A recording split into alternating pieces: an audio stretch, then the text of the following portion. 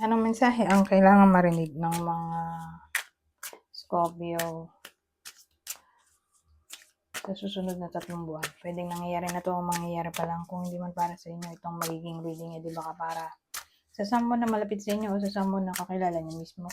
Baka may lumabas na gender, mamaya gawin nila ng energy, masculine at feminine energy. Pwede rin naman na huwag nyo nang pansinin ng gender. Hindi ko masasabi kung anong magiging reading, kung positive ba o negative, depende sa kung anong mapipick up kong energy. Walang masama kung papanorin ang sun, moon at rising sign kasi bakalin man sa mga yan ay mag-resonate na sa sitwasyon nyo. So, meron tayong Queen of Cups, Six of Swords, the Child, ayan ba to? The Fool, at ito ay Six of Wands. So, ano meron dyan? Ang bida natin ay babae. Sa unang spread, babae yung bida. Pwedeng kayo mismo to, ito yung person nyo o kakilala nyo. Basta yung babae dito, may boyfriend siya. Pero wala siyang anak. Hindi rin kasal. Pwede rin nagli-live-in. So, kunin nyo lang yung info na sa tingin nyo ay fit sa sitwasyon nyo. Nagli-live-in pero wala kang anak, hindi kasal. Pwede rin ganun. Ayan. No. Six of Candles. Six of Wands. Ay, parehong 6 pala to. 6, 6, 0. So, anong meron sa case na to? So, sa susunod na 3 buwan, i-expect natin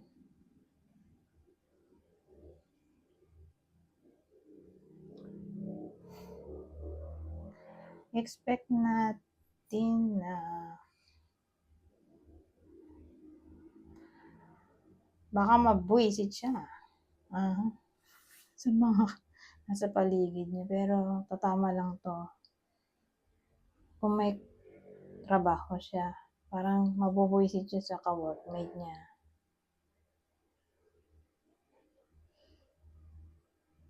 Dun sa work yan. Kung relasyon,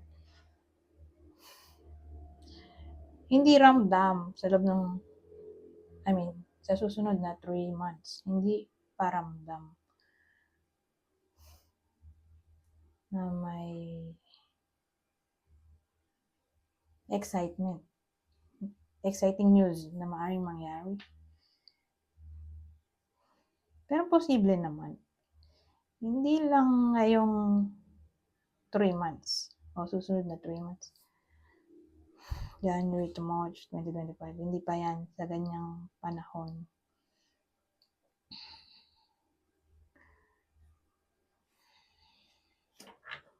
Ngayon,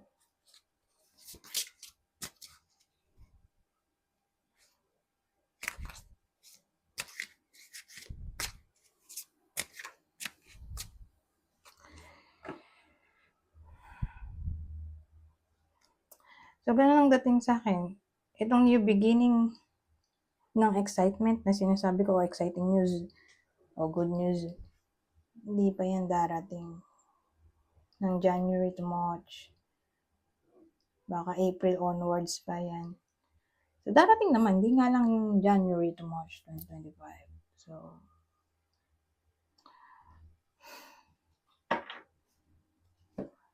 ito yung partner. Partner ng Scorpio. So, para malaman nyo kung para sa inyo ba itong reading o hindi. Pisces, Taurus, halimbawa hindi tumama sa inyo, di baka dun sa kakilala nyo. Pisces ulit. Sagittarius, kapwa Scorpio. Ayan. Ibang senaryo.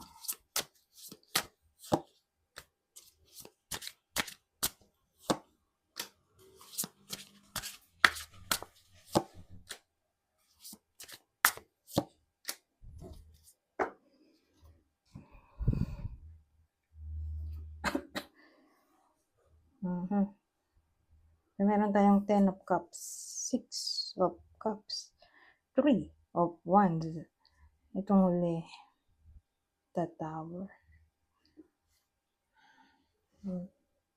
So, ang tatamaan ng reading natin ay pamilyado. Pero hindi kasal. Pwede rin nagli-live-in.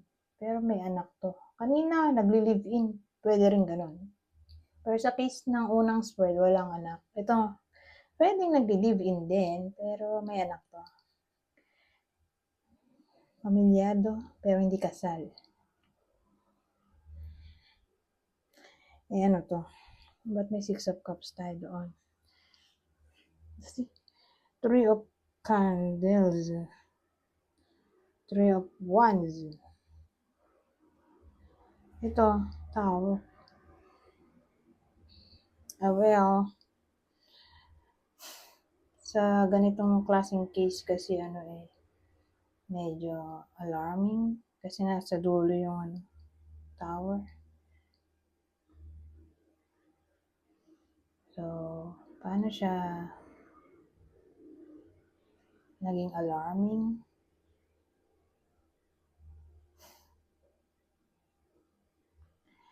Kasi, ang dating sa akin,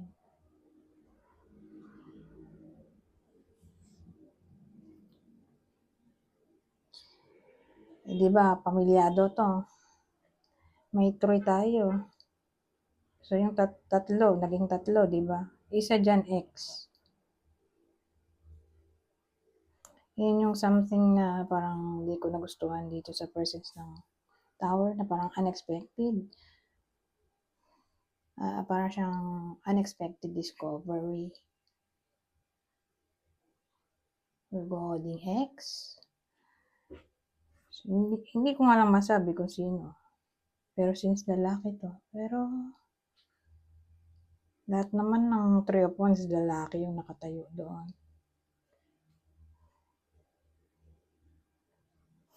Lalaki din yun.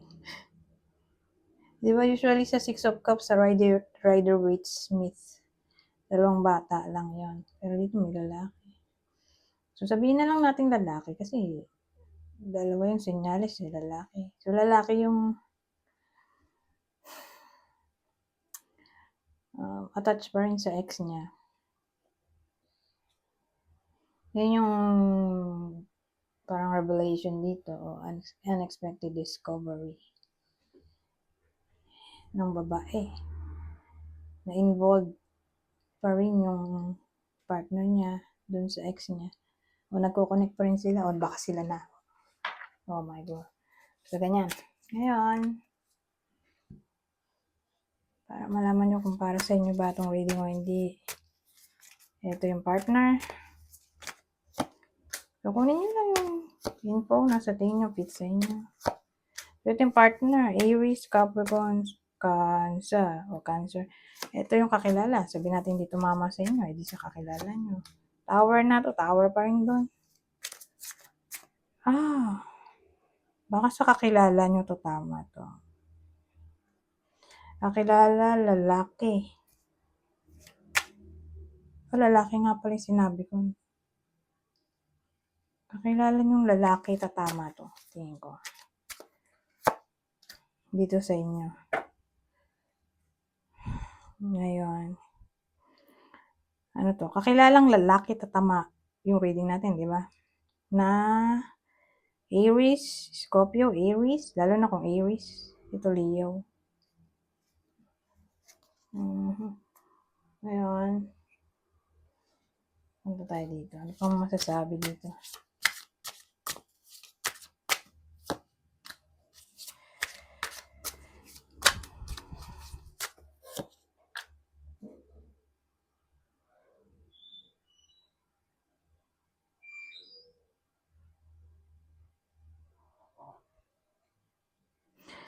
Nag-aalinlangan kayo kung may tutulungan ba kayo. Ganyan. So, darating yung panahon na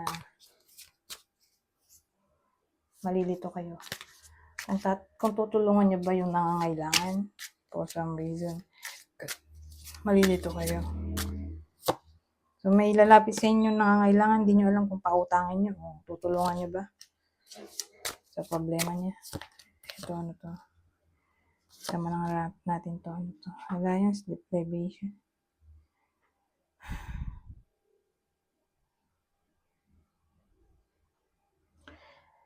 Ito mga churchmate yata to. Pwedeng ganun. O, ang friends niya ay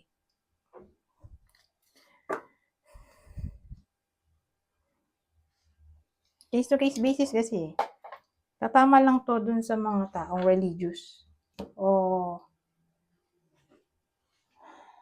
grupo ng mga magkakaibigan na into spirituality. Para bang magiging malungkot kayo sa presence nila for some reason.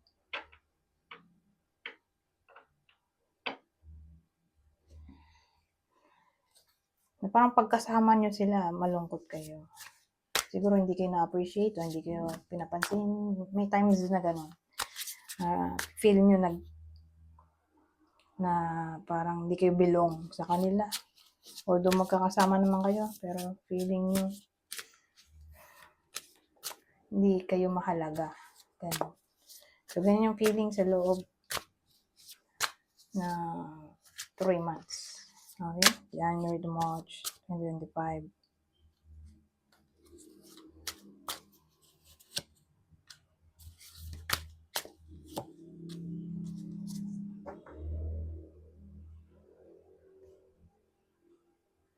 Ito, rally. Rally ng mga mahihirap. Whether kayo to na magro-rally para ipaglaban ng bahay. Di-demolish na siguro. O sasali kayo sa rally para ipagtanggol itong mga homeless. Unang senaryo. Pangalawa,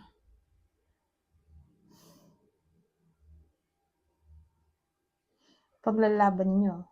Pag magro-rally kayo, ipo-protest nyo. Anything na may kinalaman sa individuality. Lalo na kung ayun nga, castaway. So, parang protesta to ng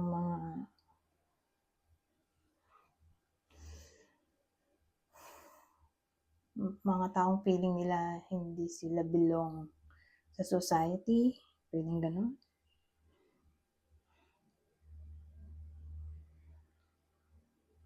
Ibang case, sabihin natin sa trabaho to, na parang feeling ng iba sa inyo dun sa workplace ay hindi nyo deserve yung salary. Kaya parang mag-rally dito para increase ang salary. So, case-to-case basis. Whether tumama to sa inyo o sa someone na malapit sa inyo. Ayun nga, mag-rally. Poprotesta tungkol sa company na hindi pantay-pantay ang rights o mababa pa sweldo o malit ang benefits, hindi makatarungan na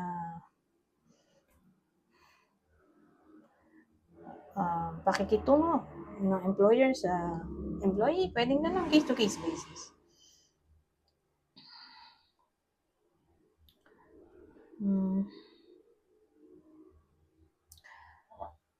Ayun. Ito na uli. Ito pang masasabi nito.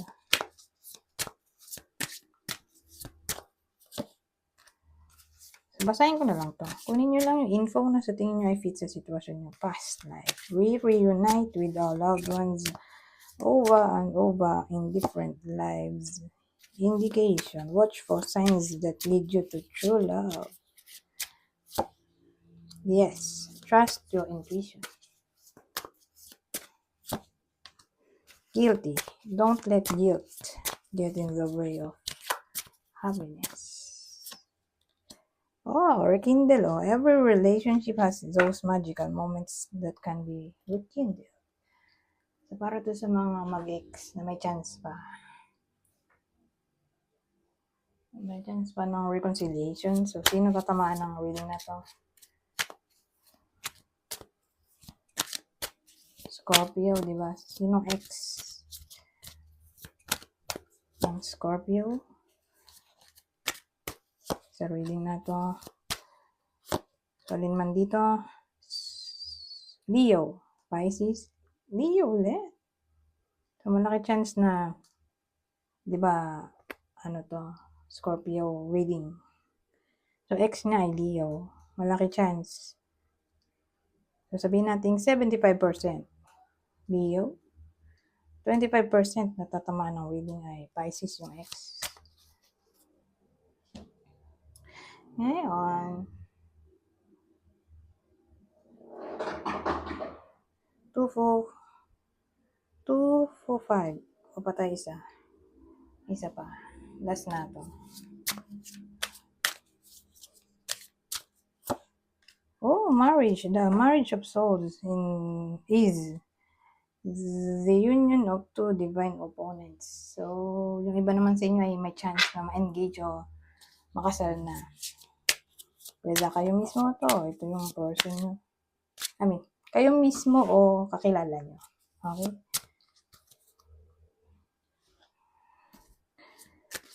So, sino yung tatamaan ng reading na to? Ito yung partner. Partner ng Scorpio na ikakasal o may engage. Ikakasal o may engage. Sa mga buwan na to, January to March 2025, ano to, Capricorn, Libra, Gemini. So, yan. Anyways, hanggang dito na lang. Goodbye. Oh, now.